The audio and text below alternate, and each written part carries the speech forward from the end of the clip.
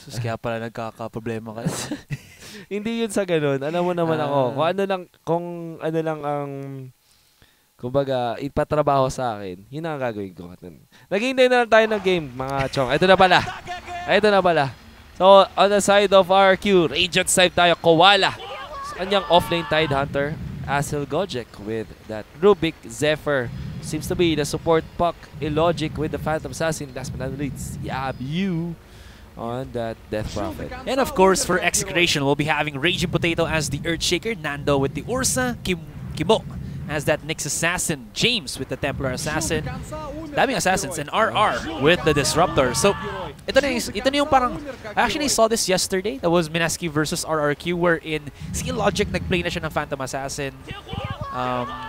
Although, even though it was a pretty strong comp for RRQ, si Logic yung weak factor nila doon kasi palagi siya nahuhuli ng Minaski. Tayo ba yung sabi na nag-cast doon? Illogic. Yes, I believe so. Yun yung pinaka-last, or hindi yung last game, but second game ng best of 3. I actually agree with that. Ang laki ng potential ng isang Phantom Assassin na mag-fall off, especially pag hindi siya nakadurog talaga. Parang Phantom Assassin, before, legit na late game siya nung uso pa yung Battle Fury build, tapos just farm as a Phantom Assassin. Pero ngayon kasi, masyado nang slow yung ganong klaseng Phantom Assassin. The Battle Fury could be parang sobrang tagal ibumuo ng Battle Fury for a Phantom Assassin. So nawala na yung build na yun. Ngayon, nag-go sila for the Desolator build. If it's not successful at the start of the game or at the start of the mid game, ganon, hindi siya nakakapag-comeback sa late game. So I think napaka-importante, napaka-volatile ng isang Phantom Assassin pick dito, especially in professional games. And that's probably why Illogic hindi na siya nakaka-catch up nung last time. Yun. Gandang hapon sa lahat ng viewers natin ngayon. Cyril03. Kailan daw magkakasiim? Hindi rin po namin alam. Malapit-lapit na guys. May narinig na ako eh. Ay talaga? She wants to cast daw. Wow, that's amazing. At shoutout kay Miss Taylor. Masyado ka nang nag-overcompensate man. Hindi naman. Hindi. Alam mo, tamang shoutout na. Ay nako, guys, napanood nyo ba yung video? Sobrang lupet, no? Siyempre. At shoutout kay Michael Tejano pala. John Tejano. Ang Asurai ng Cebu. Na nag-edit na naman ng isang poster. What's up, Tranquil Noise? Wow. Napakalalim na pangalan. Tranquil Noise. English sa simula, Tagalog sa huli. Siyempre. Oo. Taglish eh. Kaya naman mag-Taglish, kaya mag-English. So ito na, mag-start na tayo. Pause is over. And it's gonna be, you can see the Tidehunter going aggressive dito. Might go for that steal of the first wave creeps.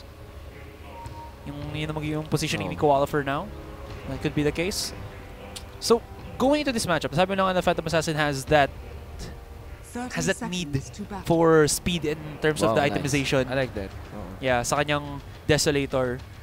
What happens, like, I mean, I can get naman na parang matagalan siya siguro pag naunahan siya ng Ursa, but I think it still can be done because in a way RRQ kahit ma-put down ang isang Phantom Assassin, I think they have good turtling potential naman with the Death Prophet and the Leviathan for defense as well as re-engage kasi he has Kraken Shell for tanking and then also has the Ravage for a really good team fight coupled with the Exorcism. So we'll see how it pans out for RRQ. I actually like that you pointed out kasi parang sabihin natin, yes, sobrang depende dito ng RRQ. No, first 4 picks nila, sobrang all eggs in one basket sila sa isang Phantom Assassin. But now, they do have the Death Prophet. Nakapag-provide ng objective taking, which provides more gold for our overall team, which then amplifies the tempo na meron ng RRQ. So, the Death Prophet, I really like this pick. And in connection to what you said, na pwede sila mag-turtle or whatever. Marami silang ways dito. With the Death Prophet, talagang na-feel yung niche na yun. So tama ka naman. I really like the synergy between Phantom Assassin as well as this Death Prophet in terms of objective taking para sa RRQ. Pero ito yung medyo kakaiba sa RRQ. Actually, not that kakaiba naman. Nag-run na rito ng Evil Geniuses, yung support na pack. Sobrang iffy niya kasi para siyang clockwork na mas mahirap. Na clockwork type of support na kapag hindi ka successful sa ganks mo in the early stage, hindi ka maging successful overall. Yung Pac, mas malaki yung odds niya na hindi siya maging successful at all as a support role. So yun yung worry ko lang dito for RRQ. Higop ka rin kay Yabu. Will be taking down James's refraction for the meantime. Yeah. Can the Soul Siphon ba break the charges? Actually, no. Kasi pure damage siya. No. Actually, na-update na yun.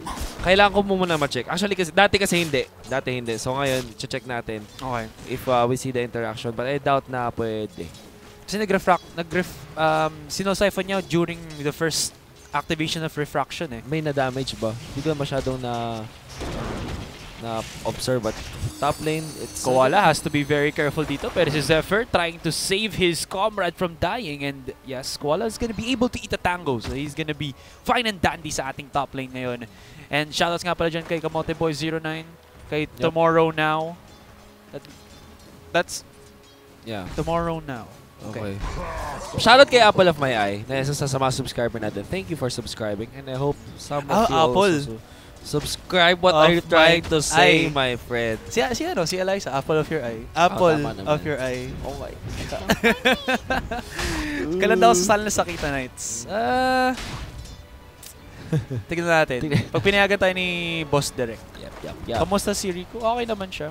Pauwi na siya galing Singapore. Singapore mo. Sabi mo dyan. Shoutout kay Check pa, diba ito? Ano ba? Pwede ba natin mag-usapan dito? Yung Ursa is arguably one of the best carries to go up against offlane Tide. Kasi meron siyang... Although, sabi natin, yes, physical damage siya, courtesy of the umalasit siya, but the Fury Swipes really just offsets yung Kraken Oh, who's gonna get the first blood? Hindi kinaya. Zephyr has to back away. Nando does get taken down. Pero Kimo with the rotation. Double kill for RR. First blood will be netted by Execration. Top lane wise. Bottom lane, Illogic, pretty good spot. Wala siyang kalaban ngayon sa linya. So, he's in a pretty good standpoint na farm lang siya ng farm. Walang makaka-counter sa kanya masyado. Earthshaker, nasa jungle. Nag-clear lang ng stacks doon. Oh. No-struck lang na magkakasitay Wolf. Guys, it might be sooner than expected. Teka lang, kasi kinausap din ako direct, pero yun nga, ano ba? Ursa Warrior, one of the best heroes. Tingnan mo, sa sobrang okay ng Ursa versus Tide Hunter, na-force dito si Koala na mag-skip na lang ng Anchor Smash. Kasi wala rin magagawang tulong sa kanya. So, kinuha na lang niya yung gush dito to at least provide the slow. And again, it's something na nasa disadvantage yung Tide Hunter dito. Ito pa yung thing. This is an offlane Tide Hunter. Nakaka-level 3 pa lang. Pero sa Zephyr, on that support pack, level 3 na before pa. Yep. But, okay. So, Refraction doesn't go... Spirit Siphon, hindi siya tagos sa Refraction like it used to before. Medyo, ano yun. But, at least it takes down the refraction charges more quickly. Yun ang interaction ng Spirit Siphon. Then Prophet Kimo though, nakanakaw dito ng Bounty Rune. And libreng stun and some damage applied dito sa side ng RRQ. So, shoutout sa inyo. So, ang dami nakikisabi na kamusta na daw si Waki.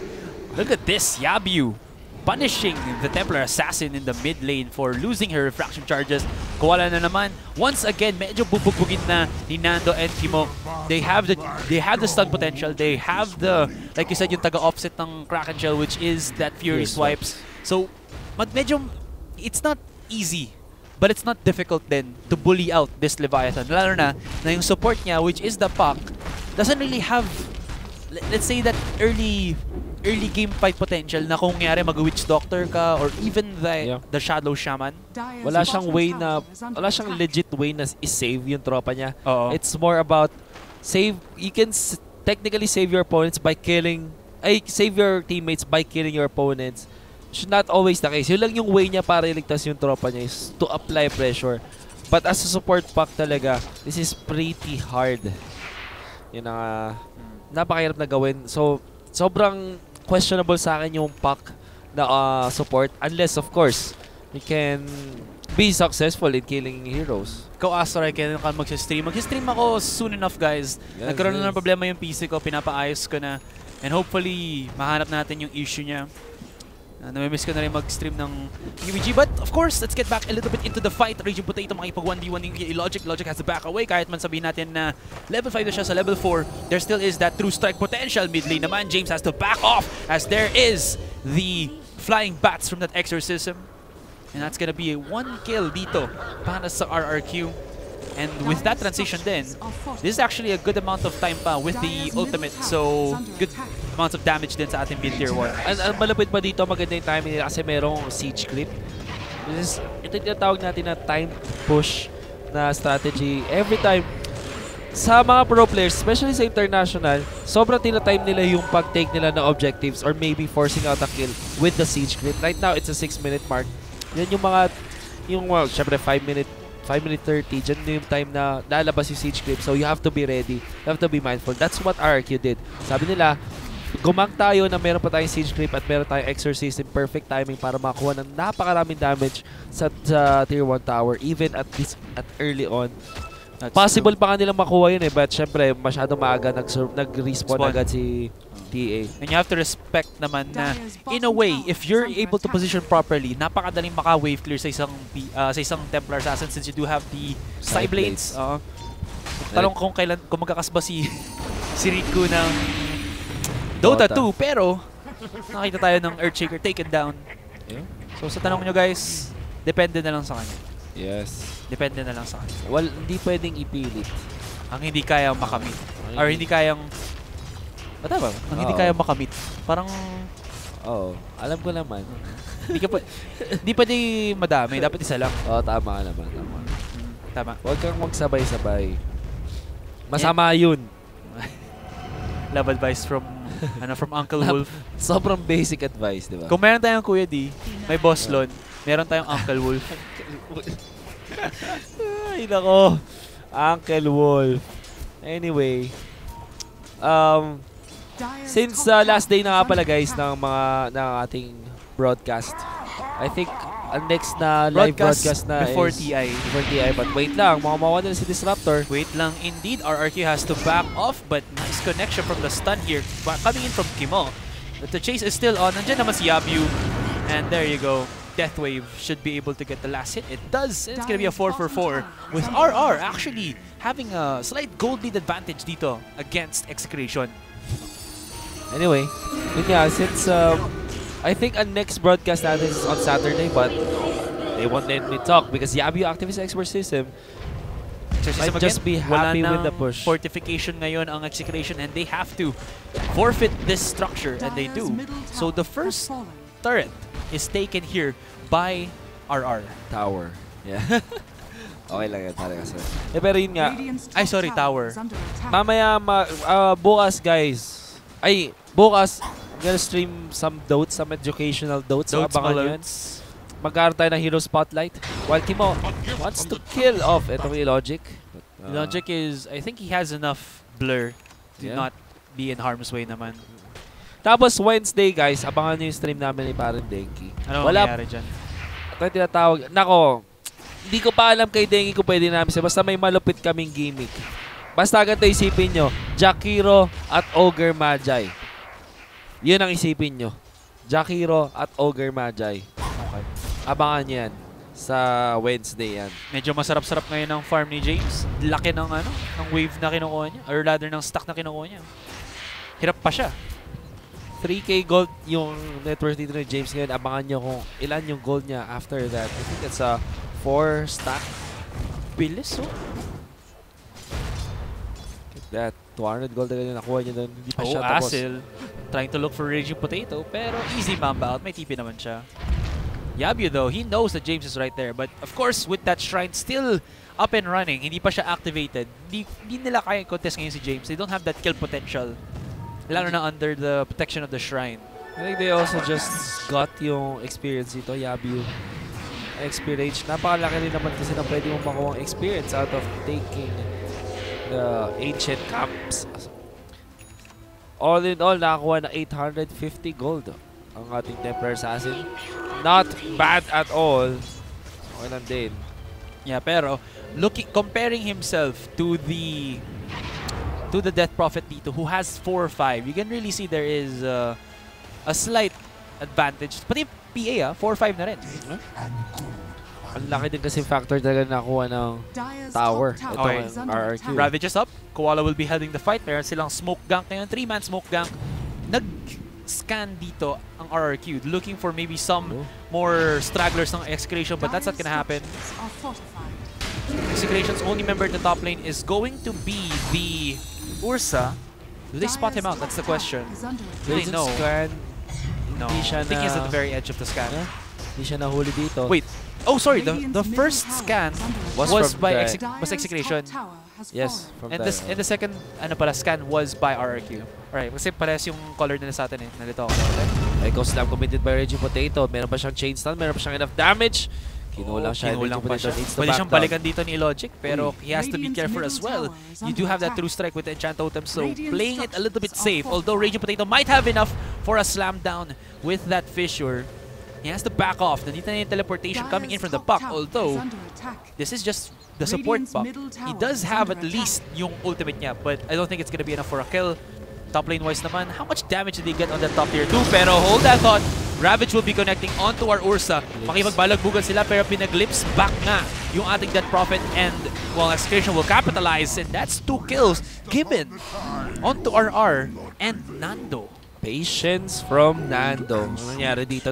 Sobrang nakatambay lang siya dun sa may, what's ito? Northeast ba to? Parang Asurai. Northeast. Dun sa lugar na Northwest.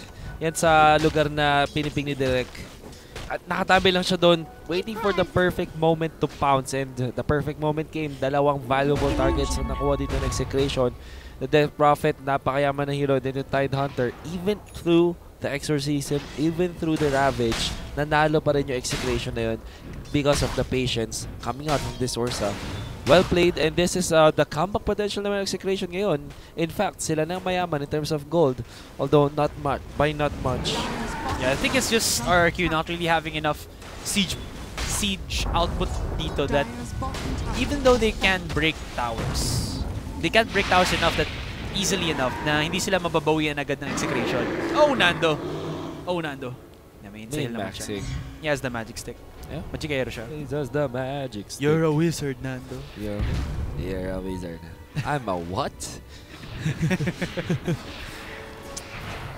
Asan daw si Aki? We don't know actually. Alam mo ba kung nasa? Napago siya kahapon, sabi ni Wolf. Kaya... What? Hindi, napago sa kakast. So, pahinga muna daw. Pero magkaka siya mamaya, guys. Oh, really? Oh, really? Parang hindi mo alam, ah. Parang hindi usap. Shoutout nga pala sa the one and only talent manager na hindi sinasabi. Prodhead and talent manager. Prod Derek. Raging Alam Potato. Parang ano bang tawag doon? Unspoken. Silent protocol na talent manager natin. Ni Nate Frost. What's up? 4-6 ang ating score. Association from Nando. Hindi dami siya to Yabu. He has the Soul Siphon, extra amounts of heals. Grabe, kinulang pa rin si Nando dito. This could be the turnaround by RRQ. Nakakahanap pa sila ng isang RR. Beautiful there. Pero, Zephyr, gusto niya sana. Pero si Nando, sabi niya, no, I'm gonna go the other direction. Get the kill. Pero at the same time, I will be able to at least find Yabu in the midst of it all. Kim Wall's gonna go for a wraparound dito. With RRQ actually being a pretty bad spot. Do they have a follow-up damage? And dito, this is James. So the Templar Assassin is real.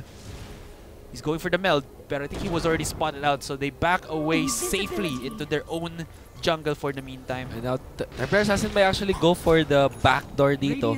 Again, tier 1 towers, wala pa silang backdoor protection. Maybe this Templar Assassin can get it. It will be successful. Pero ang exchange yata is ang tier 2 tower na Execration being forced out by the RQ. But RQ, medyo nakaramdam ng takot dito. Hindi nila tutuloy ang push. Or so it seems. Si Zephyr na nangyari dito, a support puck.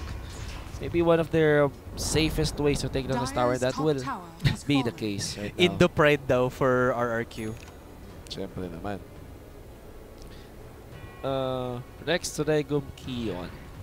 is from Indonesia. All of their members sa mga long-standing esports organization na rin sa Southeast Asia. Not that successful, but you know, still a force to be reckoned with in Southeast Asia. And actually, pinalo nila Execration sa early part nitong tournament na to. That's 2 days ago. You know, I think the reason why they went for the support puck, although it is quite a bit of a liability ngayon para sa RRQ, is I think yung mindset nila nung kinuha nila to, kasi basta sabi natin bakit nila gusto pull off to. Maybe it was just a parang bait out pick. Okay. Kasi first rotation pick siya. So at least alam natin ang puck regularly pwede maging position 2 saka off lane. Yep.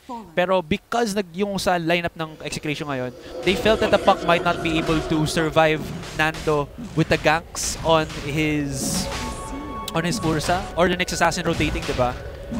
And I think a Death Prophet is tanky enough to be able to handle that, which is true naman. Hindi mo nahirapan kanina si Nando patayin yung si Yabu. But at the same time, parang this puck is in an awkward state wherein kahit man level 7 siya, it's support. He has no real damage to work with, pero makikipagkaroon tayo ng balabugan sa ating rush pit. Nando's gonna go aggressive. Raging Potato slaps it down with the Echo Slam. 2 more kills already for Execration. Make that a 3. James gets the double kill. They're looking onto Zephyr. Pinabalik pa siya dito sa kamatayan niya. And here comes James. Nope. Nakapag-mamba out pa ngayon si Zephyr. But the damage has been done. 3 kills for Execration plus the Russian or the Aegis of Immortal. So, going back to what you were trying to say kanina na parang maybe it was a flexi pick nga naman yung Yeah, puck. I'm just thinking. Yeah, tama ka naman doon. But I think it's more about yung napunta siya sa awkward position. Kasi sabi nila, marami nila, siguro napahisip to RQ, ang dami nilang pumunta sa puck, hindi na natin ito kayang i-push through.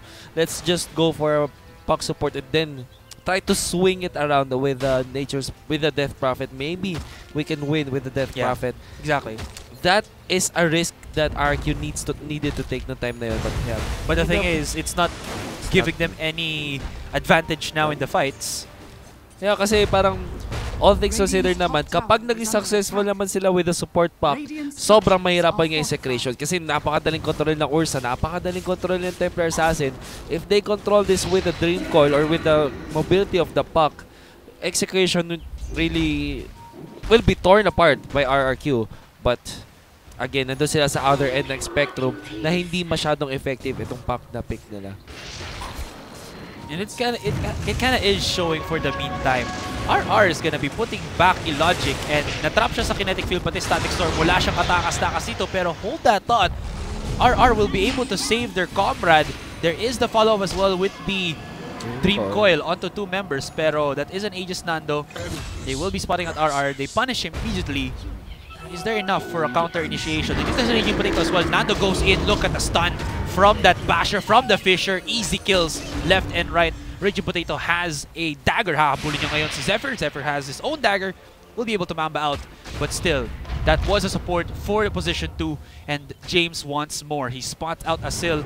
Medyo na-box in siya ngayon. He has the telekinesis but it's just too late. Look at that. Meld just chipping down this Rubik. Zephyr finds a kill on the Aegis. But that will be also in the exchange of this top tier 1. Now, might pay for his life actually. Na-dodge na yung unang atake dito James, but he cannot dodge the Fisher anymore. Look at the meld strike mula kay James. Desolator meld eh. Huh? Destroying. Meldolator. Yeah, Deso Melder. But here, ako po, Kawala medyo nag-overstay dito sa mid lane. Dahil dyan magbabayad siya ng kanyang buhay. Another kill being fed to Nando. Well, he tried to stick to a 3 this Koala pero it wasn't enough. Yep. At So, bakit? may nagtatanong pala. Ano yan? Confirm na daw ba na pupunta sa Seattle si Kuya D and Boss Lon? Wala pa kami masabi guys pero there's a good chance. Sabihin ko na lang, there's a good chance. Yep. Alam niyo naman, tropa peeps ang Valve yan. We don't know yet. Wala kaming i-confirm. Who will Dahil win? wala rin kasi Who will win on game 2? Wait, actually curious ako kung ano ba yung standings ngayon ng RRQ sa tournament? What do you mean? This is playoffs na eh. Playoffs na pala. Sino ba yung natalo nila?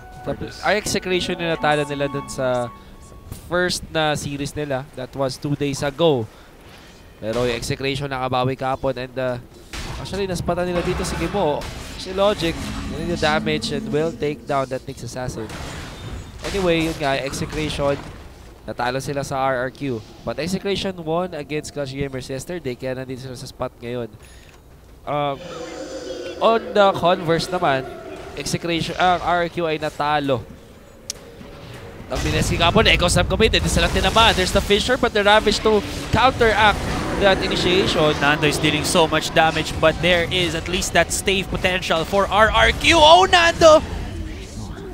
He does get the Death Prophet, but with on what price? Nakita mo na yung team fight potential ngayon ng RRQ. They have the Ravage, they have the Death Prophet's Exorcism.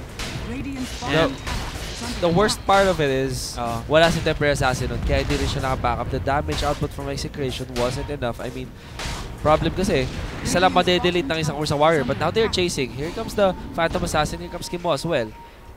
They chase. Alam nila na dito si Kimo, there's a slow mula doon sa side traps. Kimo once more. Will be taken Nice down. Damage from that Vendetta. And they at least get some consolation prizes against Execration. Pero RRQ were able to break down another tower for that team fight. Logic is starting to ramp up. Although, oh wait, was that right? Nag-build na rin pala si Death Prophet ngayon ng Halberd. Yeah, was it really the case? I think so. Naka-ano siya eh. Okay. Nakasanggi siya eh. Okay, so tama. Halberd nga kanyang gustong piliin dito. Miss chance. And then he can stop yung Ursa as well as James. Yeah. Unless pwede ma-block. Nag-build naman ng BKB yung Ursa. Actually, don't know. Boss Direct, pwede pa pa-check. Love you. Thank you. Okay, on the way na. On the way na. Although, again, take note guys, hindi po nakaka-cancel ng blocking bar ang Halberd. Nando dito. Nako po, nahuli siya kahit may Invis-Throne and immediately deleted dito. They're still chasing Kimo.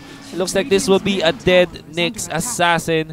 Still surviving. Good amount of punish here from RRQ rather.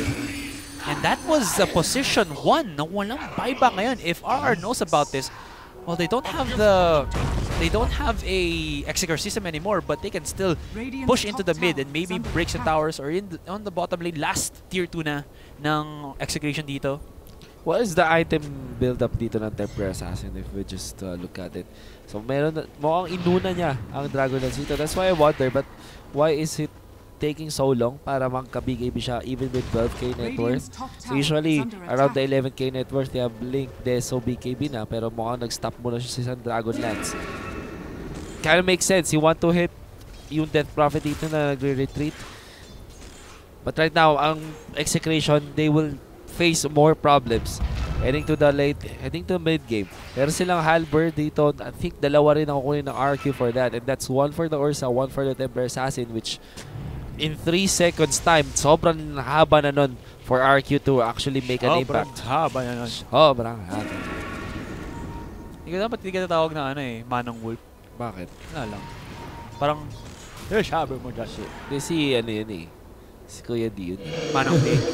Ito na, activating the Exorcism for extra push power sa bottom tier 2.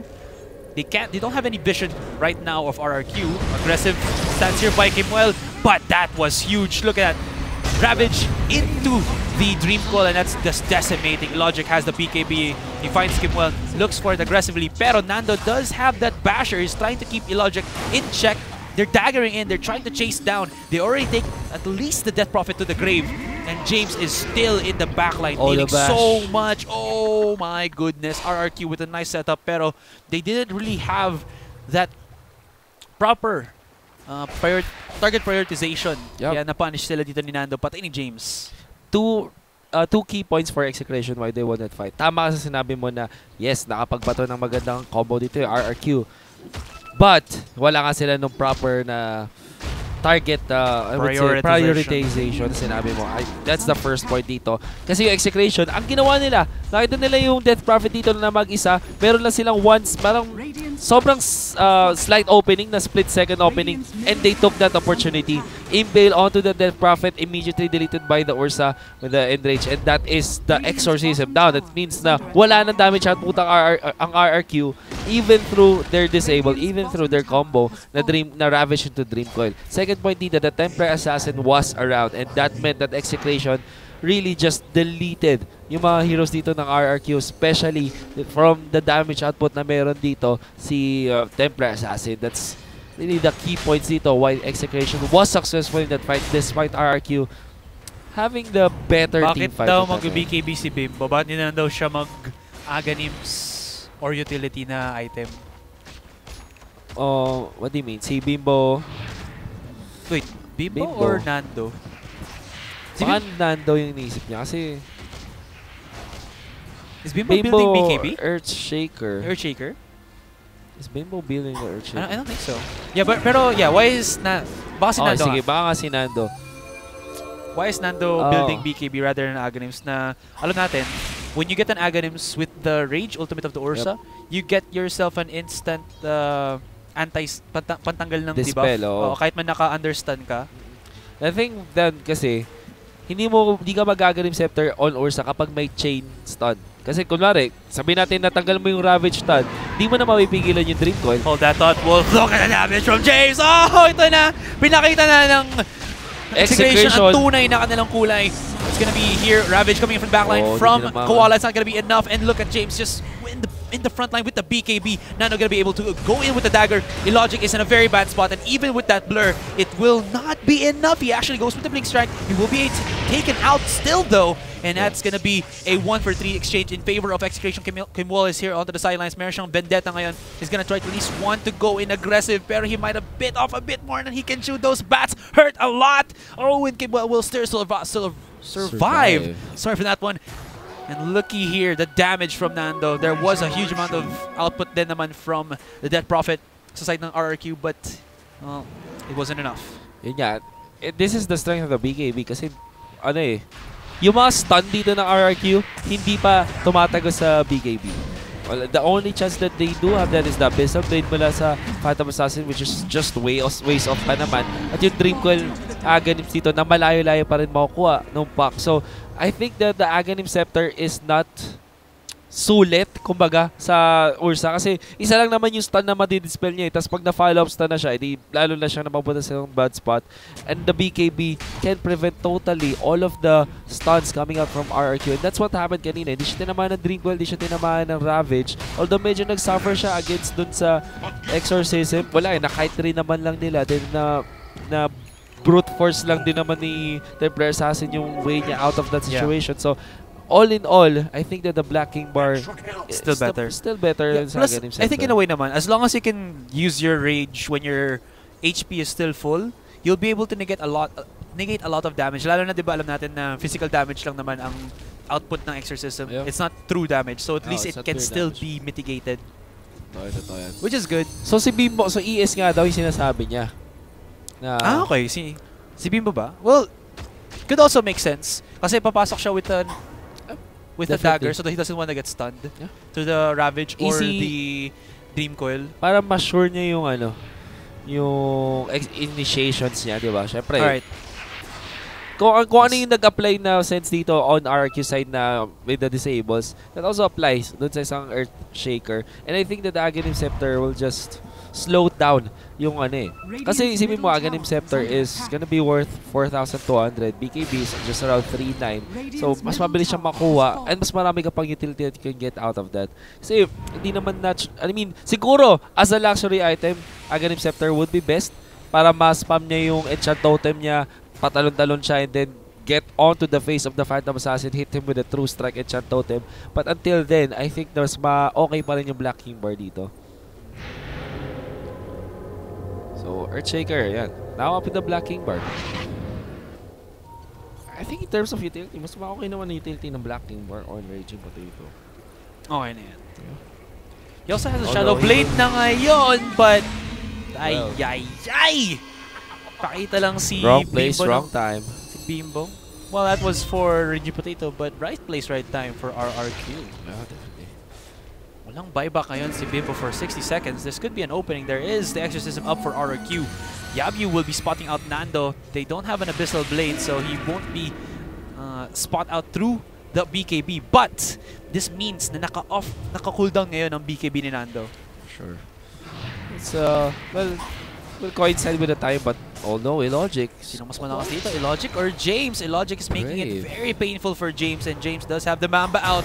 He will get spotted. Oh, almost connecting with the Blink Strike. That is so scary. But it still will, and James will fall. They pop the Aegis of Immortal, so they gotta be a little bit careful. And Execration are a bit too late to the party for the response onto James, pero he was still able to Mamba out. Here comes the rest of Execration. Reaction time from the position 2 of Execration. Quick with the refraction as well as the BKB. And then timing to blink out. That's a perfect na Mamba out mula sa side ng Execration. Although they do lose the Aegis of Immortal, at talaga nag-commit sila ng Black Burn. The thing is, they could have lost more, but they lost essentially nothing. That's how nangyari. Yeah, which is good. Skirmish na yun. Buti na lang mabilis ang kamay ni James. Yep. Here it is. The siege of RRQ on high ground. They have the power of Yabyu's exorcism. Nandiyan yung mga ghost bats niya. There's nice gonna be Ravage. an initiation from Koala. 3-man Ravage, 3-man Dream Coil. And oh my goodness, Execration are in a bad spot. Pero teka lang muna, nag-buyback ngayon ng ating Templar Assassin. They're gonna be going in aggressive dito. But for the meantime, they do take out the supports of Execration. Nando's starting to go in. He does have the BKB. He will be able to rip through as Asel nice if he build. only had the usage of a Vision. Pero hindi. The steal onto that Mel was able to. Logic has to back off. Oh my goodness. Sunod-sunod na lang si Logic dito with the blur. Pero si Nando, meron din siyang panghabol. Raging Potato also has the Fissure to keep him locked down, and that's gonna be a 3-4-2 exchange. Gonna be in favor of Execration. They keep their mid-tier 3, and the fight... Actually, no. 3-4-3. Nag-buyback pa dito pala si James, but still Execration keep their towers intact. Also, as well as the barracks. Well, it's an expensive commitment, definitely, for Execration. Right now, problem ngayon ng RRQ, walang buyback si Death Prophet at wala rin buyback si Phantom Assassin dito. This might be an opening for Execration. Here comes Nando. Very aggressive. Nakapag-meld dito si Asel, but he will still be taken down by James with just 2 hits. And now, Nando turns his eyes onto that Leviathan. You have to remember 40 seconds, but dito yung PA, she has a lot of time, or they have a lot of time to punish RRQ. Although Yabyu is here, he's alive, doesn't have the exorcism though, doesn't have the ultimate, but he does provide some threat lang dito or defense power for RRQ. And kung nakita nyo dito, hindi masyadong in-sync yung Execration time na yan, and wala dun yung the rest of their team to actually help them out. Nothing is lost for Execration, but RRQ bought some time because of some, I would say, hindi masyadong nag-commit yung Execration na sa time na yun, kaya medyo hindi sila nakakuha din naman ng more economic damage against RRQ. Templar Assassin now has the Gem of True Sight as well, so they're not gonna allow RRQ to go for those fancy backstab plays or whatnot. And of course, to be able to clear out the vision game of RRQ, lalo na wala na masyadong outer towers ngayon. Natitira nila is the bottom tier 2, like I said, way back pa. Oh, Raging Potato. Zephyr? Raging Potato wanted Zephyr so bad. He paid with his life, but he does have the buyback. And dumating na po ang ating idolo, ang iniidolo ni Lobo, ni Wolpie. What are you talking about? Kinilig siya. Ito, smoke na naman from RRQ. They might find Templar Assassin, but Templar Assassin nakaramdam dito. He will back down. Timo finds the invisibility rune under the cover of the Vendetta, so wala rin. The thing is, both teams right now are on a standstill in a way. Execration, even though they have that 13k gold lead, I mean, they have Nando, they have James, pero the, RRQ have the team fight potential because of the Ravage, because of the Dream Coil, and the Exorcism. So medyo nakakatakot din yung kanilang team fight presence na if Execration with their single target damage doesn't get picks quickly enough, RRQ should be able to win this because they have that sustainability in the fights There's going to be a logic plus the... Oh, wait lang. Binato nila pabalik dito ngayon ang ating Death Prophet. And look at that. Si Nando nakipag-chok-chak chinesan sa kanya mga Fury Swipes. They do lose the Pokemon that they need. Pinabalik pa nila si Logic. This could be huge. Ravage comes out from Koala just to provide some support for Logic, but that's not going to be enough. And they will be able to get themselves 2 kills. The cores of RRQ have been broken down. They will be able to spot out. Oh, the Fisher from Bimbo from the sidelines will be able to take down this Rubik. Si Koala meron siyang Kraken Shell dito, but this shell will be shattered by Execration, and that's going to be a 4-4-0. Only Zephyr to survive. That is a support na Puck na nabuhay. And there is the Roshan up. Ang ganda dito ng pinakita ng Execration. They, again, kung paano sila nanalo dun sa kaninang engagement, ganun din sila nanalo ngayon. Tamang pag-prioritize ng mga kills dito. They know that the Death Prophet, although it is quite it is a core, pero yung ano siya parang ang dali niyang i-burst down right now. I think he only has got the Halberd. Wala siyang masyadong armor items, so talagang nagdurog siya nung lineup na meron Execration ngayon. Now, Nando has the Monkey King bar. And kanina, nung nakokontrol pa nila yung Phantom Assassin, even with the Blur, now with the MKB, mas madali nilang ma-burst down itong Phantom Assassin. This is the problem for Phantom Assassin. Once the MKBs are up for your opponents, hindi ka na talaga makaka-catch up because you will be shredded to pieces just because of one item. And now this is Execration's power timing.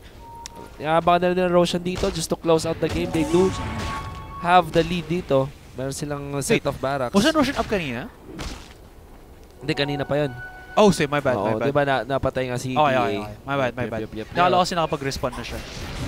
But with that one clash plus the barracks in the mid lane, it's already Execration with a 20k gold lead. Ang buybacks lang ngayon is on the Nyx Assassin and the Phantom Assassin. Well, the PA can at least buy back, but I mean, against all of Execration right now who can just kill them easy, it might not be enough. Malapit pa dito. Parang Asurai. Si Disruptor dito already up with the with the Aghanim Scepter, which means na kung may Black King Bar man sa RRQ dito, hindi na nila matatarget. Although meron nga bang Black King Bar aside from the Phantom Assassin dito on the side of RRQ? That's the question. Maybe Yabyu might be building up na rin doon. Yeah, sure. He needs Lotus Orb for Nyx Assassin. Yeah. One way to at least maybe Purge of, Purge of the Silence from the Waning Rift as well as the Silence mula kay Death Prophet. Pangalawa, syempre, return yung mga Stifling Dagger or maybe the Telekinesis. Still could be good. They try to aggress onto Nando, but Nando aggresses back into them. Pakalakas ngayon ng Execration. Down. And there is the Ravage for Nando, but this is just a plea of help for nice RRQ. Nice connection there for at least the 4 staff. Kakayanin ba nila ito? Nando does eat the cheese, but Yabyu's Hellbats or Ghost Bats are doing the damage. Pero si Nando with that MKB, with that Fury Swipes, he will be able to chip them down so quickly, so easy. Look at Nando, he's slamming onto the ground. Roar, roar, roar! That's gonna be Nando. Surviving to sliver HP and a wipeout. 5 kamote dito sa RRQ. Great job by Execration. Actually, 5-1. Namatay pala yung EA.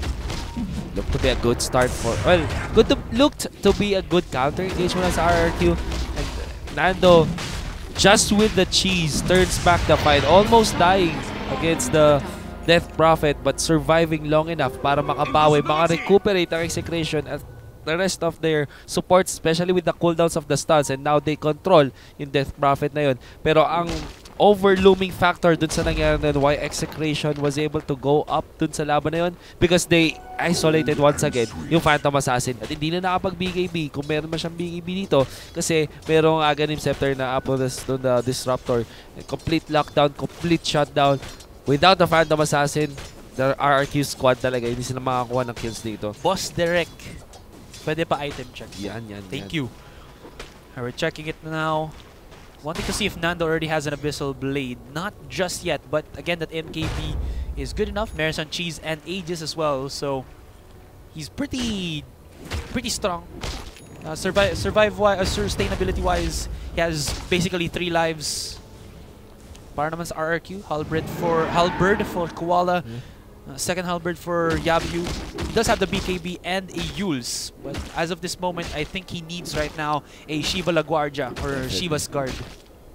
Shiva's Guard or any armor item just to offset the damage mula sa Execration. Ibang meta na daw, support pack. Again guys, yung sinabi lang namin kanina ni Wolf sa mga bagong dating lang po ngayon is yung, kasi kung nakita nyo yung, check nyo sa track Dota, yung picks and bans or drafting phase, first pick ang pack. Pero Execration built a composition that would have destroyed, in our opinion lang naman, a position 2 pack. So, RRQ maybe decided to go for a support pack and went for the last pick na Death Prophet, which might have been good, but RRQ are slowly losing their prime. Kasi nandito na tayo sa point na right-click damage is better than teamfight damage for RRQ. I think the proper term for a support pack is easily punishable. Parang napakadali mo siyang i-punish kasi kapag hindi kayo namamatay against the early sa early game at mid game against the support pack, hindi makapag-farm ang isang pack. Wala siyang masyadong flash farm potential. Now he might get caught. Here comes the rest of Execration. Is that Spike Carapace na actually hindi tatama. Lotus Orb activated onto Nando. Some pretty mature skills dito used by Execration. Game 1 pa lang po ito guys. Best of 3 series tayo po ngayon. This is for the lower bracket finals, right? Yes. It is. And whoever wins this one will be going to the grand finals to go up against Mineski in a best of 5. Yeah. So RRQ and Execration are looking for that. What is all this? That rematch. Glory. That rematch, I guess. But anyway, guys, yung sino man manalo dito sa best of 3 series, automatic may ticket na sa land. But here comes that the Static Storm. Sure, there's gonna be the Static Storm as well to keep everyone in check against RRQ. Walang buyback ngayon ng ating Tidehunter. But on the top lane, nakikita natin yung Phantom Assassin will going for the sneaky beaky like. Makikipag-unahan siya dito, base race. Pero Raging Potato from the backline with the Echo Slam. There's gonna be a little bit of a short fissure. And yeah, that Prophet will be down. This should be GG already. 4 members have already been killed. And RRQ, actually may buyback sila. Okay, they waited for a couple of seconds lang for the buyback. Phantom Assassin will be forced to recall or rather TP back to base. But Execration are running rampant. They're breaking them left and right. There's the usage of the Hurricane Pike dito para kay James. And now they have set their sights into the main towers. Oh no, indeed. Nag-dagger in lang sila. Pinutok ng parang bula ang ating Phantom Assassin. And this should be it. Yes, there's a GG call. And RRQ will lose Game 1. The key for Execration, even when RRQ having the distinct advantage of 5v5 engagements, ang ginawa lang ng Execration to find the proper targets. Initiate on the Phantom Assassin or maybe the Death Prophet and then take care of the rest. Parang sinet up lang nila yung RRQ na parang dominoes and then just go for the first block, take that down, and RRQ will just fall to pieces. Yun lang yung nangyari doon. Especially on the fights sa may bottom lane around the 30-minute mark. And then the fights thereafter. That's why Execration took game number 1. Tingnan natin kung makakabawi ang RRQ sa game number 2. Well, hindi naman sila sobrang bugbog in a way no, na Execration. It was just Execration finding a better opening for Nando and James to, deal their right-click damage, which was good. And now, titignan natin ngayon kung makabawi nga, like you said, ang RRQ sa Game 2. So guys, we'll be going back after a short break. Shoutouts nga pala po dyan kay... Wait, I'm actually checking. May nagpa-shoutouts kanina, natambakan siya eh. Yun, kay Kinrilay. Boss Atari, pa-shoutout naman ako. Shoutouts to you, man. Sa iba natin dyan, wow, nice echo. Bimbo Israel. Tama nga naman, sumabog na si Bimbo. Kahit man nagkamali ng onte si Bimbo. I mean, that's Bimbo style.